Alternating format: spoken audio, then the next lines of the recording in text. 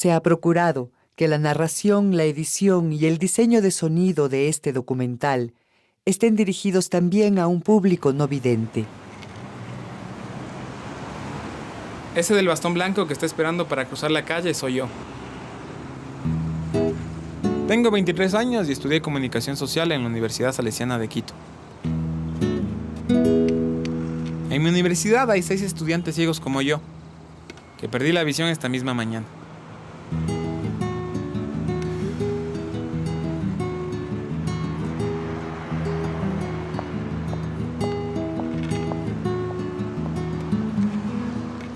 Solo algunos de nosotros tenemos el privilegio de ser universitarios en Ecuador. Se dice que la ceguera está relacionada con la pobreza y con la mala alimentación, y debe ser cierto, porque yo hasta ahora no me he encontrado con un ciego rico.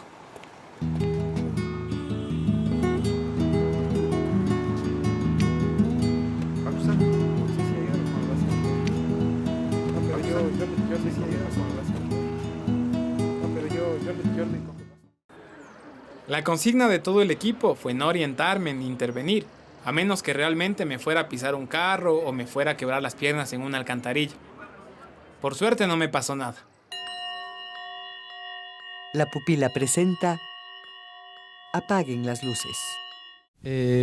Bueno, el proyecto comenzó cuando estábamos en segundo semestre y nosotros antes con compañeros ahí del curso hicimos un documental que se llamaba Pobrecito, Pobrecito, Pobrecito y nada más. Y entonces ahí le conocí al Mauri y como que nos conocimos y comenzamos a hablar.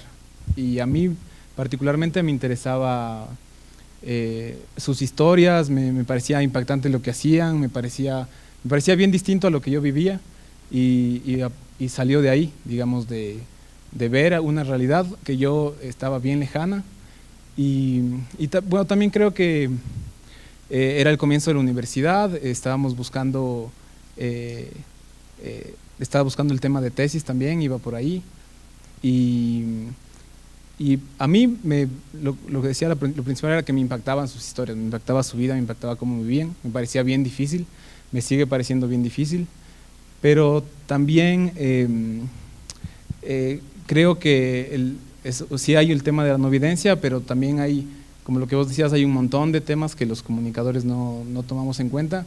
Y también creo que esta cosa de hacer la división, ¿no? Que tenemos no videntes y separar las problemáticas así, también es una cosa que el Estado necesita hacer eso.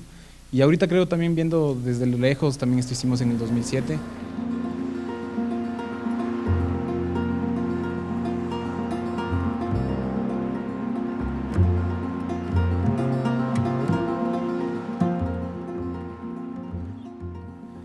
Lastimosamente, uno no entiende la realidad hasta que no la vive o tiene una experiencia muy cercana.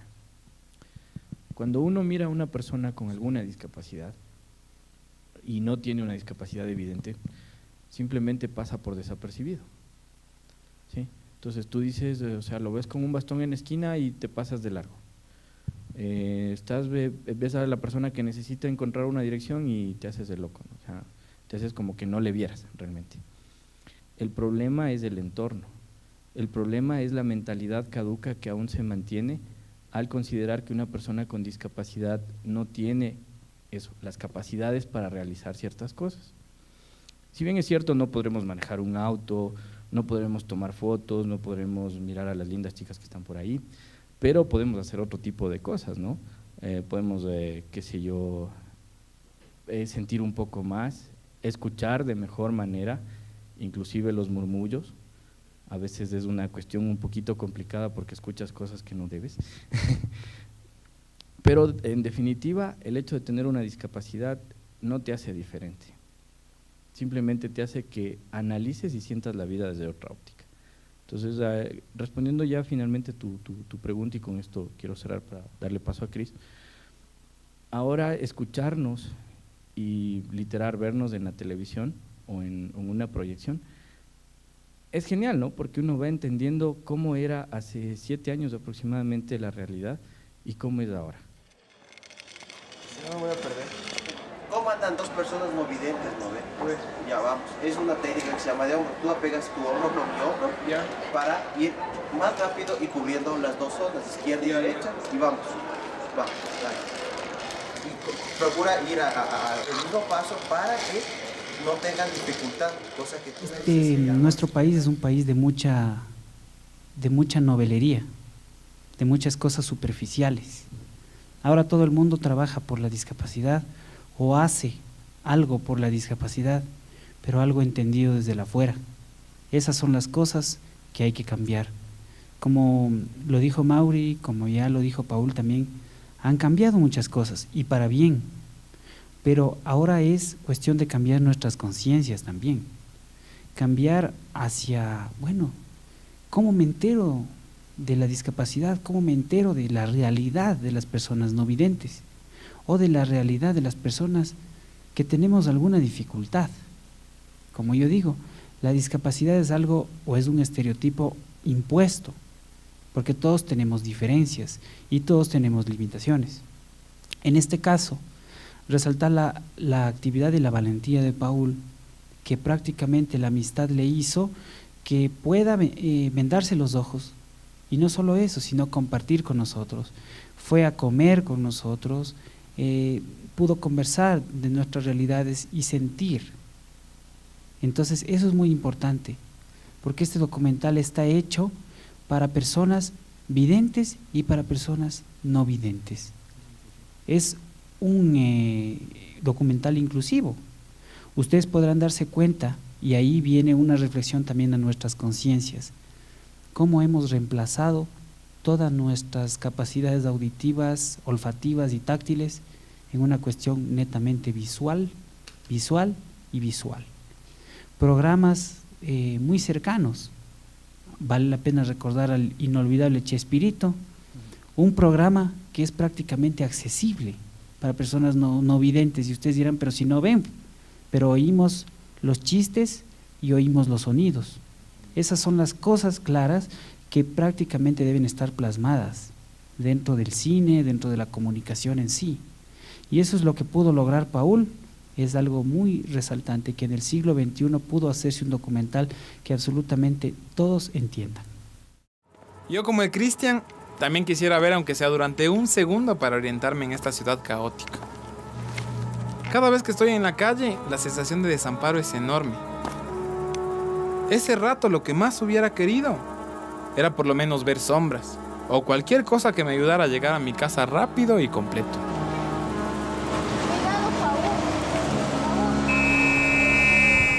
La idea principal era quedarme 5 días, ese fue como el objetivo, y como ven no aguanté más de 27 horas porque la idea era como incluso ir más allá, digamos, esa como era el experimento y nos pusimos así, ese fue como el objetivo, pero en realidad era como decía, era una cosa falseada, porque 27 horas, 4 días, lo que haya sido, no hubiéramos logrado. Entonces yo siento que era mucho un ejercicio también de movilidad.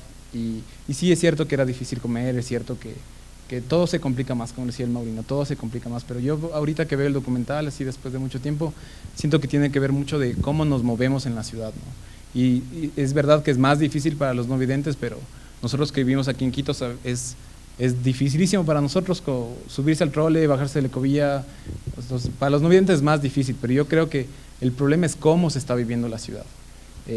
Cómo se están construyendo estos cientos de edificios todos los días sin que nadie diga nada, cómo hay estas construcciones que, si nos ponemos desde el punto no videntes, está jodido caminar por ahí. O sea, es una ciudad que no está hecho para videntes y peor para no videntes. Y sigue pasando. O sea, lo que pasaba en el 2007 sigue en el 2014, y mientras no hay un cambio radical, mientras la empresa privada siga manejando esta ciudad, seguimos jodidos, videntes y no videntes. Entonces a mí, o sea, ahorita que veo el documental, también me hace pensar en eso, ¿no? Que sí es verdad que estamos hablando de no videntes, pero estamos hablando, creo, de movilidad y de felicidad dentro de la ciudad. No me dice la hora. Mis compañeros son capaces de hacer un montón de cosas que yo nunca hubiera imaginado posibles. Para mí, que soy no vidente novato, los gestos más simples de la vida cotidiana se transforman en un gran problema. No lo dice. Creo que la apagué. ¿Está apagado? Sí. ¿Está apagado? Está apagado. Ay, puta. La hora es 9:27. Lo primero que grabamos fue porque yo para hacer este ejercicio de no evidencia hicimos prácticas antes. Nos fuimos al Metropolitano, estuvo la Mari, estuvo el Mauri. Entonces ahí me ponía una venda y me enseñaron a usar el bastón. Antes también habríamos tenido un curso pequeño de braille. Entonces como hubo prácticas para saber a qué nos íbamos a enfrentar, y después ya tuvimos un equipo de 2 cámaras y 2 personas más que nos ayudaban, y yo que estaba, digamos, en la ciudad, así como no vidente. Entonces grabamos eso y después grabamos todas las entrevistas. Entonces teníamos como toda la grabación de las 27 horas más todas las entrevistas. Y de ahí armamos un primer corte. Y ese primer corte era aburridísimo y larguísimo. Y después, sí. Y sí, porque era como todo experimental y estaba medio raro. Y después, ese corte, el primer corte que duraba como 1 hora y media, le mostramos a Nelson Scartaccini, que él es editor, y él dijo que no, hay que rehacer todo básicamente. Entonces comenzamos a editar desde cero, y en esa edición, en ese segundo corte, ahí salieron otras necesidades como filmarle al Cristian durante el trayecto en el trole, filmarle a la Mari en el Jaws, porque nos parecía que era un tema importante hablar del Jaws, y también no sabíamos cómo cerrar el documental, o sea, cómo tenía que acabarse. Entonces la idea fue esta de hacer que el Wilmer haga lo del cubismo. Entonces sí, fueron muchos cortes de edición, y también después fue todo el trabajo de la edición, de la edición de sonido, que trabajamos con un sonidista, con Juan José Luz Uriaga, que él nos ayuda a hacer toda la edición de sonido, y ahí participamos otra vez, digamos, porque el Mauri tuvo que doblar unas voces. Entonces también fue porque nosotros comenzamos con un montón de deficiencias técnicas, ¿no? Filmamos en 4:3, filmamos no en HD, no teníamos boom, entonces filmamos como todo, sí, como estudiantes. Entonces, y después eso fue un relajo porque después salió carísimo hacer lo del sonido. Entonces, sí, digamos, comenzamos bien mal en cuestión técnica y después salió carísimo arreglar.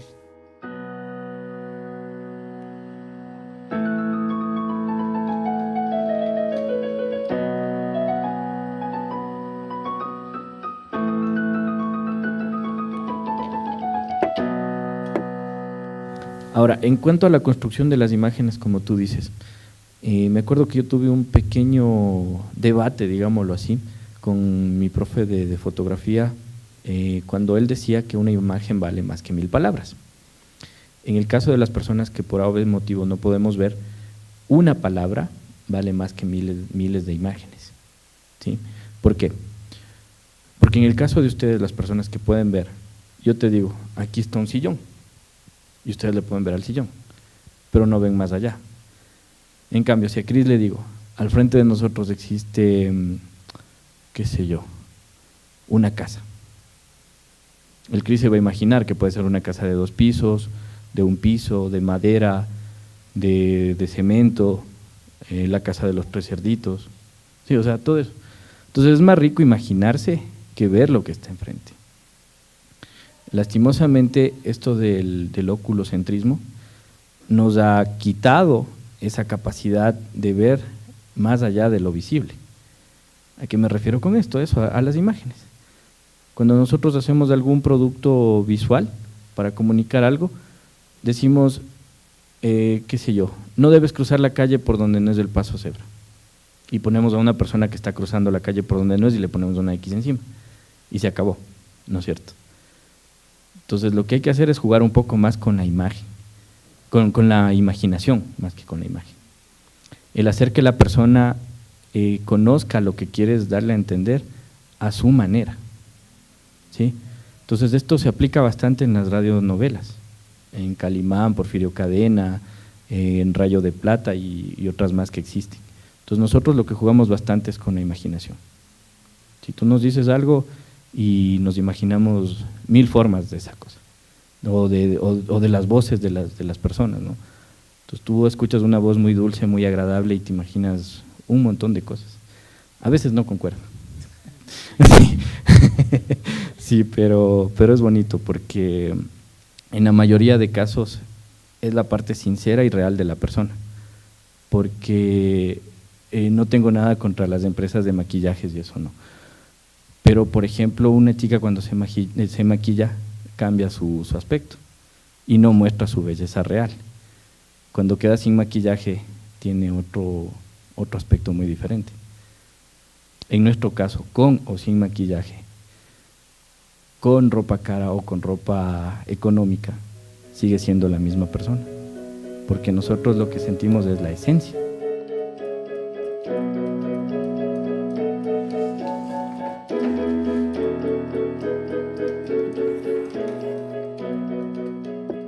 El documental te permite hacer muchas cosas con muchos menos recursos.